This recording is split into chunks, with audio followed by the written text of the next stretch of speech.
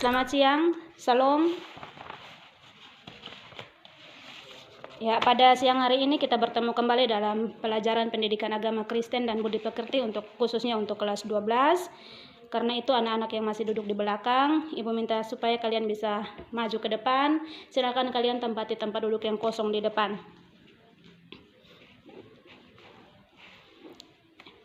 Ya, kalau sudah, kita akan mulai dengan pelajaran kita pada siang hari ini. Dan sebelum kita mulai dengan pelajaran kita, maka Ibu meminta salah seorang peserta didik untuk bisa memimpin kita di dalam doa. Ya, Ibu minta kesediaan daripada hari ini, pimpin kita dalam doa pembukaan. Silahkan Rini, maju ke depan. Ya, silahkan.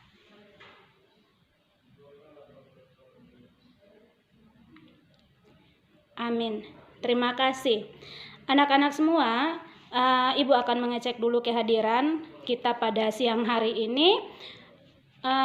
Ketua kelas mana? Ketua kelas, jumlah siswa di kelas ini ada berapa orang?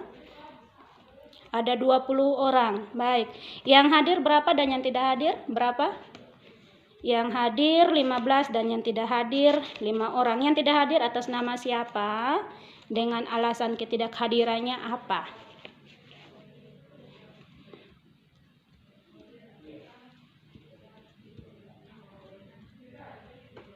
Oke, terima kasih.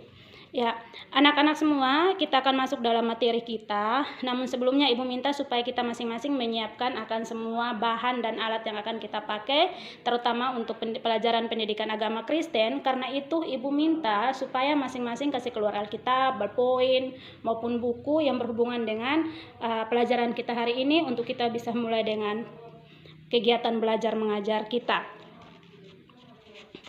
Ya, kalau sudah semua, maka kita akan mulai dengan materi kita. Namun sebelum kita masuk kepada materi kita pada minggu ini, Ibu ingin bertanya dulu kepada anak-anak materi pertemuan kita sebelumnya.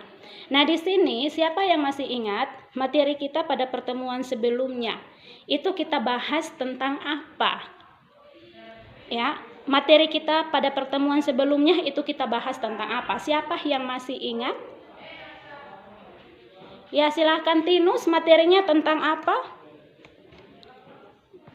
Tentang gereja dan multikulturalisme. Betul sekali. Jadi materi kita minggu lalu itu kita berbicara tentang gereja dan multikulturalisme. Kalau begitu Ibu mau tanya lagi. Pasti apa yang sudah kita pelajari, Ibu yakin pasti anak-anak masih ingat sampai dengan saat ini.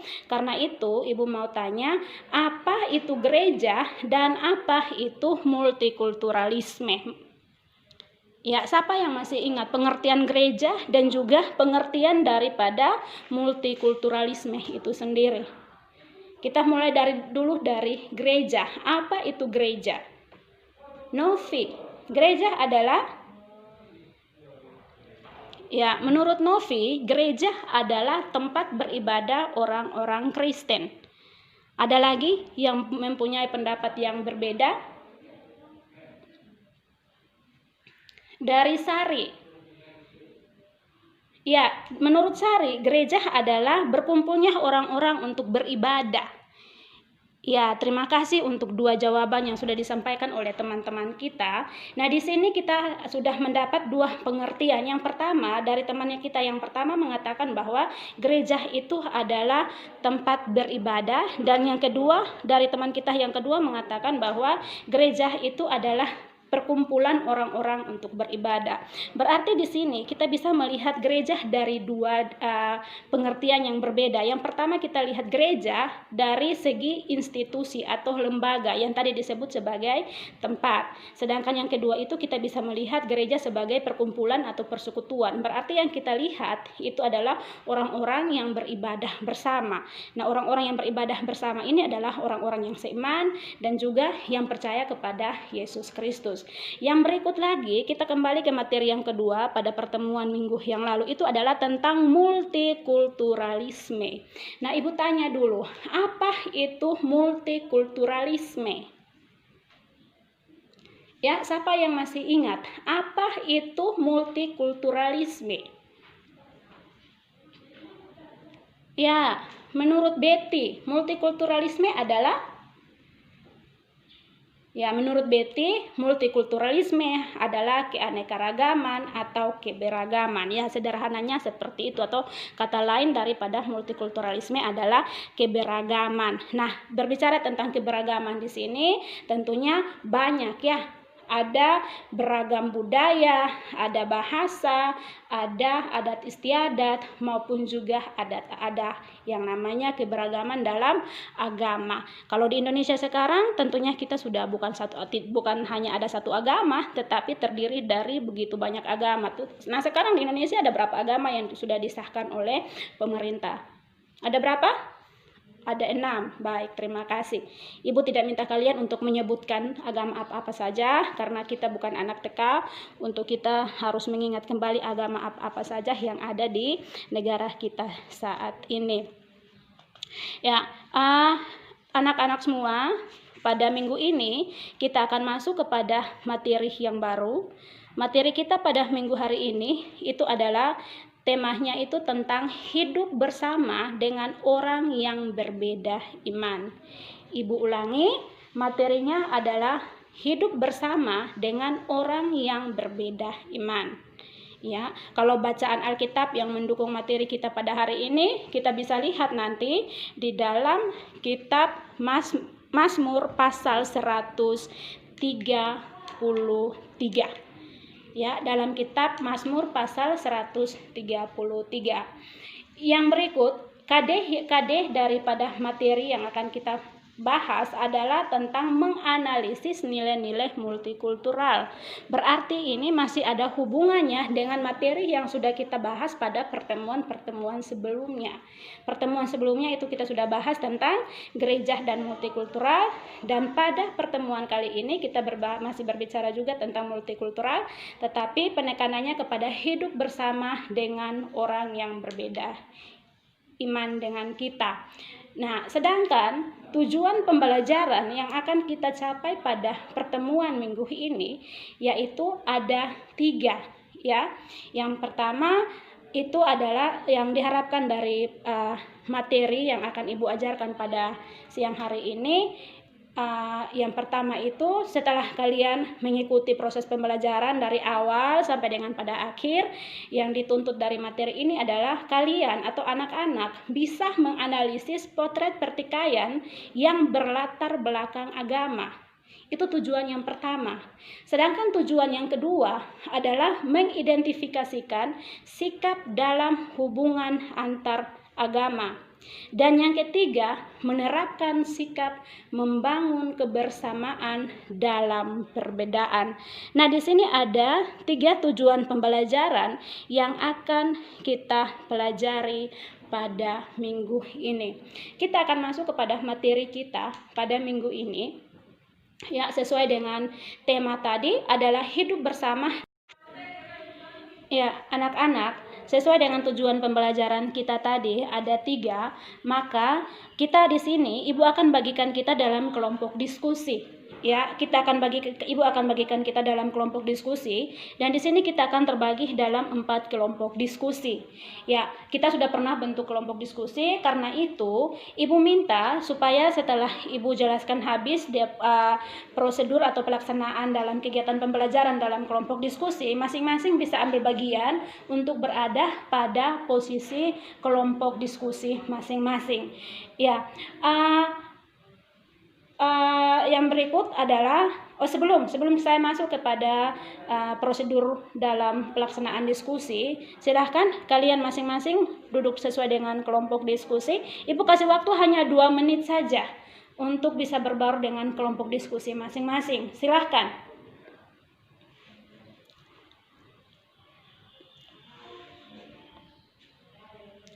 Ya, kalau sudah, Ibu cek kembali kelompok 1 mana? Kelompok 2, kelompok 3, kelompok 4.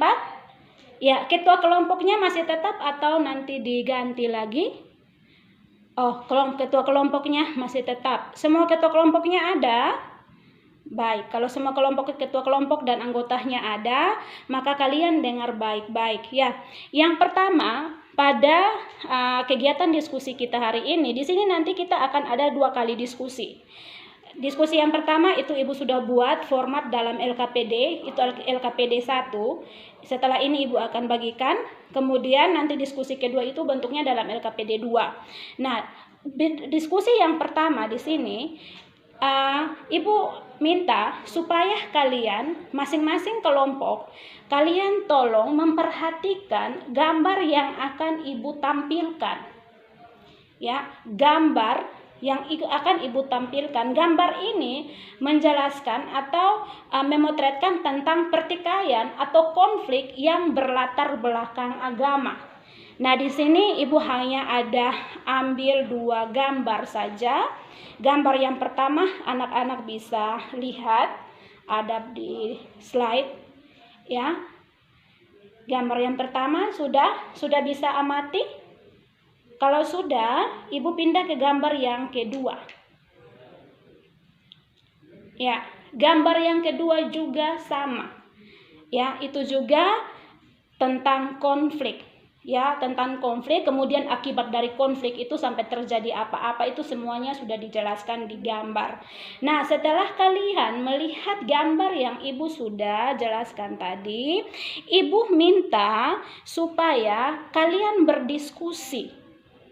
Ya, kalian berdiskusi setelah itu Ibu minta supaya kalian kelompok menganalisis gambar yang sudah Ibu tayangkan tadi dalam hubungannya dengan konflik antar umat beragama. Setelah kalian menganalisis gambar tadi, Ibu minta supaya masing-masing kita kalian tolong supaya membuat kesimpulan dari hasil pengamatan kalian. Ya, setelah buat kesimpulan, maka tugas kalian ingat kesimpulannya secara individu ya, bukan kelompok. Ya, karena ini penilaiannya secara individu untuk LKPD yang pertama. Setelah itu kalian kumpul dan baru kita bahas tentang LKPD yang pertama.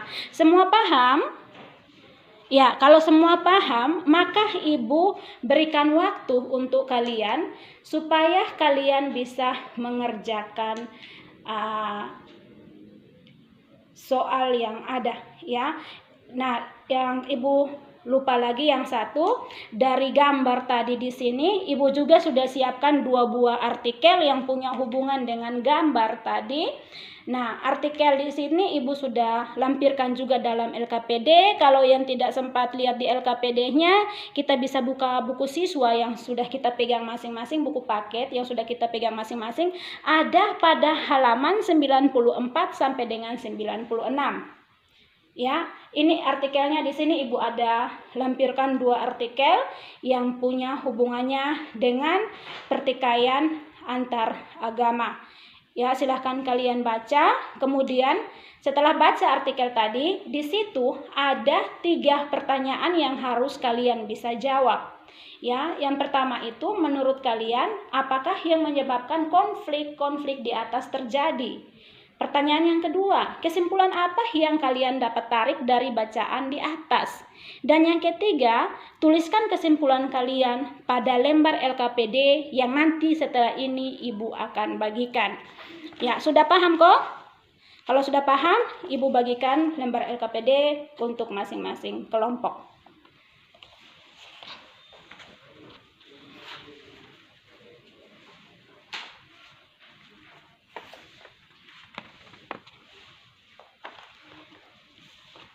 Ya, silahkan. Semua sudah terima LKPD atau ada yang belum? Ya, kalau semua sudah, maka Ibu kasih waktu untuk kita berdiskusi. Waktunya hanya 5 menit, 5 sampai dengan 10 menit. Ingat, waktu hanya 5 sampai dengan 10 menit. Setelah itu langsung kumpul diskusi yang pertama. Silahkan. Ya, anak-anak semua, waktu untuk diskusi telah selesai. Karena itu silahkan masing-masing kalian kumpulkan tugas diskusi kalian atau hasil kesimpulan kalian di depan, silahkan.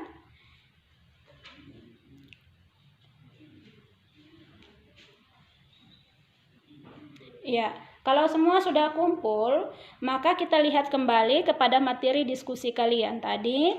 Di sini tadi Ibu minta kalian supaya kalian membuat kesimpulan atau kalian menganalisis bacaan tentang artikel dan juga melihat gambar. Tadi kalian membuat kesimpulan. Nah, pertanyaan Ibu untuk kalian yang pertama itu adalah siapa yang tahu apa itu konflik? Konflik itu kata lainnya apa? Ya. Konflik kata lainnya apa? Pertikaian. Nah, kalau konflik antar agama itu ditimbulkan akibat apa? Siapa yang bisa jawab? Kalau sampai terjadi konflik, perbedaan antar agama atau konflik antar agama itu dia punya penyebab utamanya apa? Ya, penyebab utamanya apa? Karena adanya perbedaan keyakinan. Nah, kalau misalnya di sini konflik antar agama itu merupakan konflik yang ditimbulkan dari akibat adanya perbedaan keyakinan.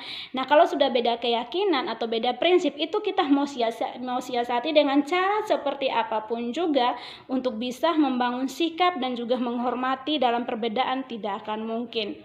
Ya, itu kecuali kembali kepada diri kita masing-masing. Kita mau menghargai orang yang berbeda dengan kita atau tidak. Tetapi Ibu percaya bahwa kita sebagai anak-anak Kristen, sebagai anak-anak Tuhan, tentunya kita sudah diajarkan untuk bisa menghargai antara satu dengan yang lain.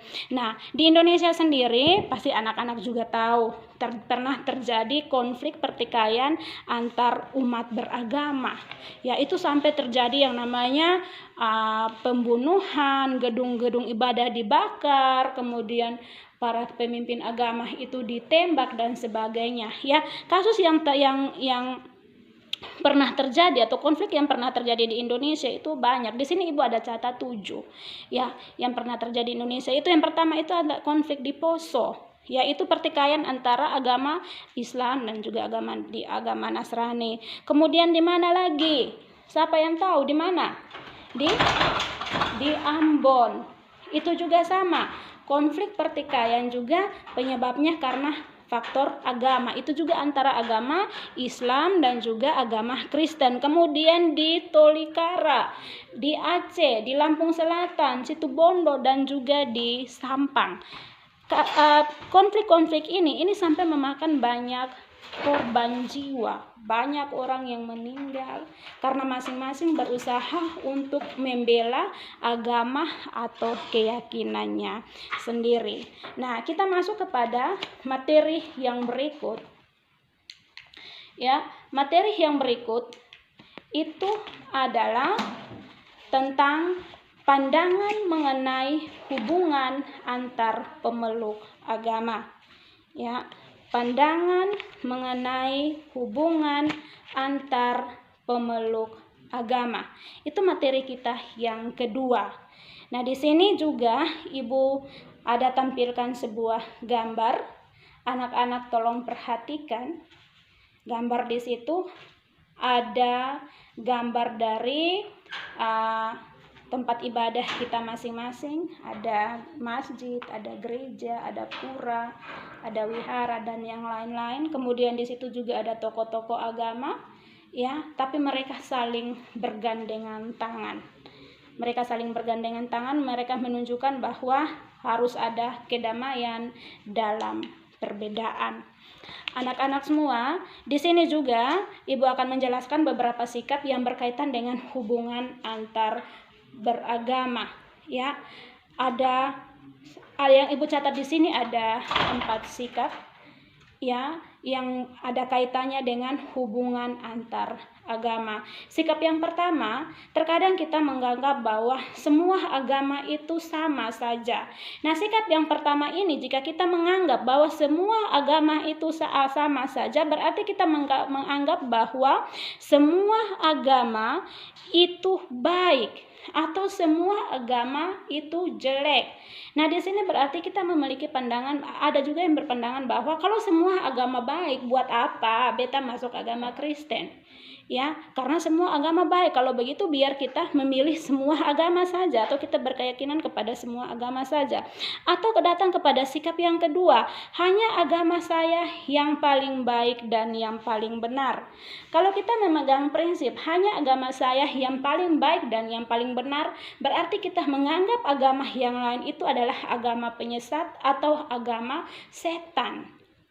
Nah, kalau kita memiliki sikap yang kedua ini, itu kira-kira menurut anak-anak seperti apa? Berarti di sini kita hanya meyakini bahwa agama Kristen ini agama yang paling benar, berarti agama orang-orang yang memeluk agama Kristen saja yang bisa masuk surga, sedangkan orang-orang yang memeluk agama yang lain tidak mungkin masuk surga, seperti itu.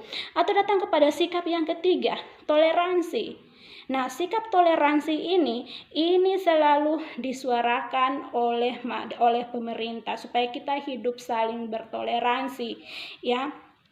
Nah, di sini ada yang memiliki sikap toleransi tetapi pilih-pilih kasih. Artinya di sini dia mau berteman dengan ini saja tanpa mau berteman dengan itu. Nah, ini sikap yang baik atau tidak? Ya, kalau mau toleransi berarti memang harus bisa bergaul dengan semua orang tanpa memandang yang namanya perbedaan. Atau yang ketiga, yang terakhir, menghargai agama lain. Nah, untuk bisa menghargai agama lain, ini memang hanya ada pada orang-orang yang benar-benar dia punya iman itu sudah sangat dewasa. Ya, kalau dia menghargai agama orang lain bukan berarti dia tidak menghargai agamanya sendiri. Dia akan juga menghargai agama sendiri dan dia juga bisa menghargai agama orang lain. Ya, tanpa dia harus menfitnah ataupun tanpa dia harus mencela kepercayaan ataupun juga kepercayaan daripada agama yang lain. Nah, dari 4 sikap ini maka muncullah sebuah paham yang ya, anak-anak, waktu diskusi untuk LKPD yang kedua sudah selesai. Karena itu, Ibu minta masing-masing kelompok siapkan diri untuk kita ada dalam presentasi kelompok. Kelompok mana yang mau maju duluan? Untuk presentasi silahkan Ibu kasih waktu. Ya, kalau tidak ada masih baliat-baliat, begitu biar Ibu suruh, Ibu tunjuk saja. Kelompok 1, silahkan ketua kelompok mempresentasikan hasil diskusinya. Saat kelompok 1 mempresentasikan hasil diskusinya, kelompok yang lain tolong dengar baik-baik hasil diskusi kelompok 1. Kemudian di situ kalian boleh mengajukan pertanyaan. Silahkan kelompok 1, waktu Ibu berikan. Ya, kelompok 1 telah menyampaikan materi diskusinya. Sekarang kita akan masuk dalam sesi tanya jawab. Karena itu kelompok mana yang mau mengajukan pertanyaan untuk kelompok 1? Silahkan. Oke, kelompok 3 dan kelompok 2. Silahkan kelompok 3. Pertanyaannya silahkan. Kelompok 3, ya, kelompok 1 tolong catat pertanyaan dari kelompok 3. Sudah, kelompok 2 pertanyaannya silahkan ke kelompok 1. Ya, kalau sudah, kelompok 1 silahkan kalian menjawab pertanyaan dari kelompok 2 dan kelompok 3. Ya, silahkan. Ibu kasih waktu untuk menjawab. Iya. Bagaimana? Kelompok 3 dan kelompok 2, apakah puas dengan jawaban daripada kelompok 1 atau masih ada tanggapan lain? Silahkan. Atau kelompok yang lain, kelompok yang belum memberikan pertanyaan, kelompok 4 mau menambahkan jawaban, silahkan. Ya, kalau tidak ada, berarti kita lanjut lagi kepada kelompok yang ketiga untuk mempresentasikan hasil diskusi. Silahkan kelompok 3, ketua kelompoknya. Silahkan, waktu Ibu berikan. Ya. Dari kelompok lain ada yang mau menanggapi atau memberikan pertanyaan untuk hasil diskusi kelompok 3, Ibu kasih kesempatan. Silahkan. Ya, dari kelompok 1 dan kelompok 2. Silahkan pertanyaannya. Kelompok 3 tolong catat, kemudian menjawab pertanyaan-pertanyaan yang ada.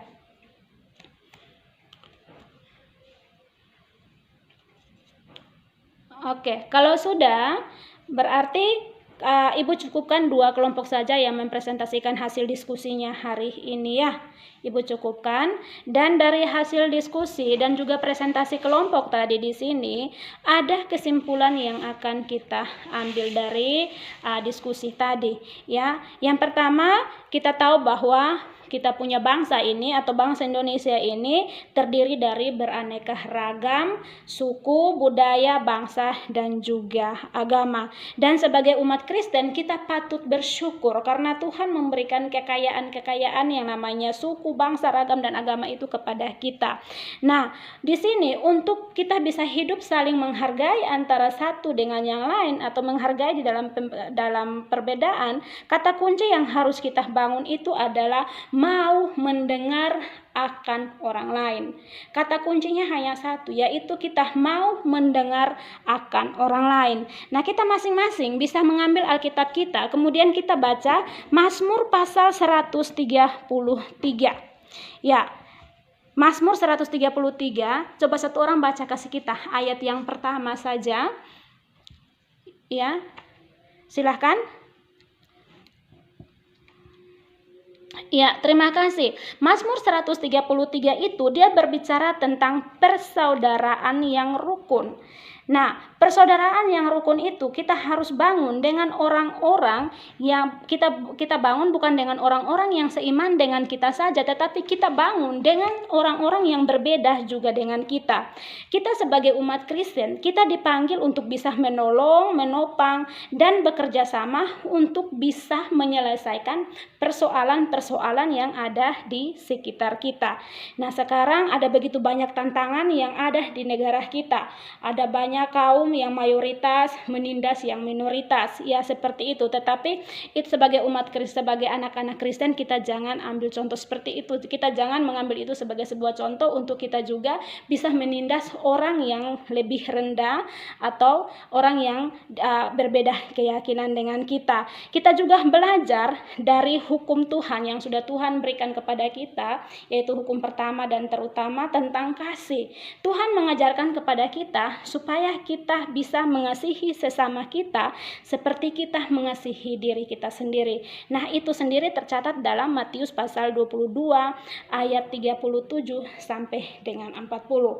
Jadi kesimpulan yang kita ambil dari materi kita hari ini bahwa yang namanya kasih itu dia bersifat universal, ya, atau dia bersifat menyeluruh untuk semua orang yang berada dimanapun dan kapanpun mereka berada. Ini kesimpulan yang bisa Ibu ambil untuk kita pada siang hari ini. Ya, anak-anak, di sini Ibu akan kasih kalian dua soal untuk evaluasi. Soal ini langsung dikerjakan di sini, ya. Jadi silahkan lihat soalnya ada 2. Silahkan siapkan buku latihan. Kemudian tulis soal dan kerjakan. Ibu hanya kasih waktu 5 menit untuk kalian tulis soal dan menjawab pertanyaan yang ada. Kemudian kumpul untuk Ibu bisa ambil sebagai nilai tugas kita hari ini. Silakan 2 menit. Ya, yang sudah selesai silahkan kumpul di depan.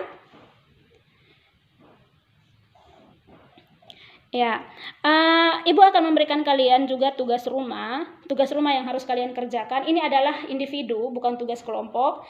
Tugas kalian adalah kalian buat clipping, buat clipping tentang berbagai berita mengenai konflik atau kerusuhan yang terjadi yang mengatasnamakan agama di berbagai penjuru dunia.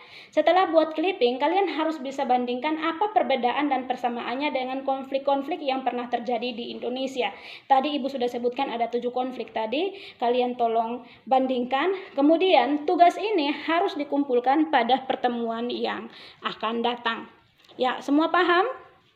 Kalau semua paham, maka kegiatan belajar mengajar kita untuk hari ini Ibu sudahi sampai di sini. Kita akan bertemu pada pertemuan minggu depan, ya, dengan materi yang berbeda. Ya, karena itu Ibu minta salah seorang peserta didik untuk memimpin kita di dalam doa. Ibu minta Desna untuk pimpin kita dalam doa. Silahkan Desna.